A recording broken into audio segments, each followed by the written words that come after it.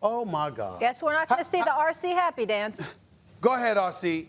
Floor is yours. I can't believe this is the first time, RC, I never saw the sound from Chase Claypool until just now. I had no idea after that stupid mistake on his part that he actually blamed his teammate. I didn't know that. Yeah. I like Chase Claypool. He's a big-time player as far as I'm concerned. But that was a brain fart last night, and he blaming somebody else? Go ahead, RC. That don't make no damn sense.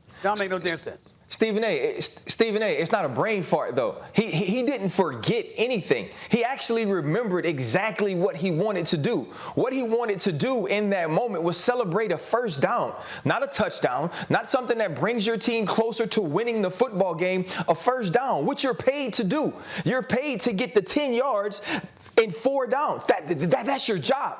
So you do your job, and then you inexplicably forget what moment you're in. When we've watched future Hall of Famers like Larry Fitzgerald run faster from the downing of the ball to the official in order to give his team another play.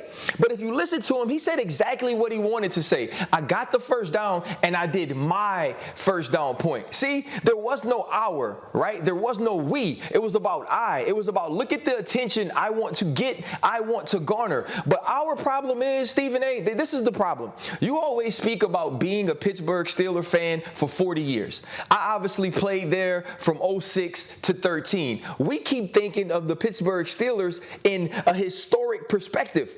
We got to think of this current team. We got to look at the team that's soft. Right? We got to look at the team that Coach Tomlin called JV up front on both sides of the ball. We got to look at the team that's selfish. We got to look at the team that wants more eyes on them than wins on their schedule, than wins on their record, because that's who that team is now. This is the team that'll Facebook Live from the locker room. This is the team that'll TikTok from the logo. This is the team that when the Cleveland Browns come into your own stadium and blow your tail out in the playoffs, will get on social media and talk about how the Kansas City Chiefs are going to get their get back. This ain't a team that want to put their face in the fan. This ain't a team that understands what the historic tradition of the Pittsburgh Steelers are. This is a team that is self-centered. This is a team that cares more about the ones on their chests, right, than the stars and diamonds on their helmets and the Lombardis in their trophy case. And this is what you're going to get. It ain't changing. This is who they are. We need to settle on it. And I'm actually sad for Big Ben because I was wrong. I underestimated the heart of a champion. This dude out there getting meleeed and waylaid and still playing, and you got stupidity like this happening. These dudes selfish, bro. And he just showed it last night. You know, we're supposed to be disagreeing. I can't.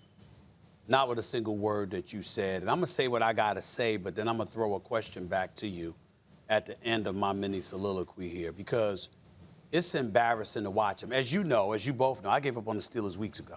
And I totally agree. And I totally agree with you. My apologies to Big Ben. I do think it's time for him to retire.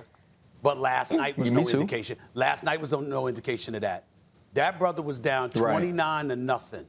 And he stepped on that field, and he fought.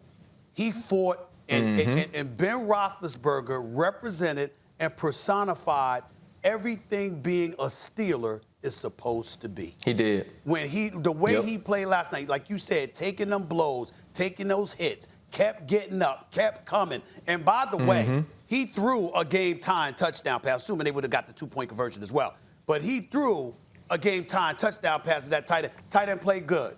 But he got to make that catch at the end. In the end, he heard those footsteps. He knew he was about to get crunched, and that turned him into alligator arms, and that's why he didn't hold on to that football. Let's just call it what it is. That's what happened on that very last play of the game, but he had a good game nevertheless. I like his future as a tight end. I love Claypool as a talent. Don't get me started with Najee Harris. Najee Harris can ball. It ain't his fault. Ladies and gentlemen, it ain't his fault. Go back and watch the tape of him last year at Alabama. Watch this, watch how many tackles he has to break from the moment he touches the football, for crying out loud. You soften your offensive line. You weaken your defensive line. I mean, it's really your linebackers that make you ferocious because your front four ain't getting it done in terms of getting to the quarterback on their own. Your coach is showing up at a podium in a post-game conference and announcing to the world, y'all are a JV squad. You realize that, Steelers? Yeah. You realize that? Mike Tomlin is calling you JV publicly. And you know when a coach does something like that, for the most part, Ryan Clark, you'll confirm this. When, brother? They do it when they got nothing else. They tried everything else. You're right, bro. They tried everything else to stick something inside your heart and pull out whatever you got in you, and nothing else has sufficed. That's when you do what Mike Tomlin do. So I'll end it by asking you this question, RC. How much culpability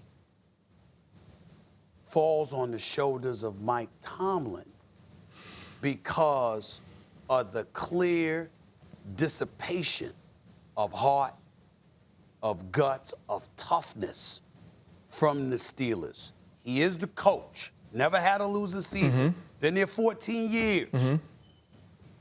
Is it a situation where Mike Tomlin, we got to look at him in a negative, or do we got to look at it and say, maybe Mike Tomlin should be the GM and the coach? Maybe that'll change stuff up. What are your thoughts? You know what? I don't think he needs to be the GM and the coach. When you look at the Deontay Johnsons, the Najee Harrises, the Chase Claypools, they have talent, right? They have talent in the skill positions.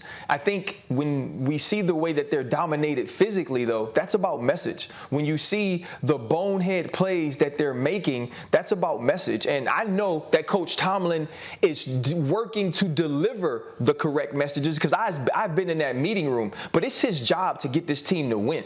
Coach Tomlin said it to me himself. It is not our jobs to try. It is not our jobs to play. We are paid to win football games, and we cannot absolve him of any of these things. It's one thing if it's 1 week, Stephen A. It's another thing when it's week after week. It's another thing that for the first time in 1 month in his entire career, you give up 40 points back to back. You give up 205 yards in a primetime football game. And so we have to start looking at Coach Tomlin and say, what isn't being communicated in between the top and what he feels this team needs to be as far as the output we're getting on the field? Thanks for watching ESPN on YouTube. For live streaming, sports, and premium content, subscribe to ESPN+.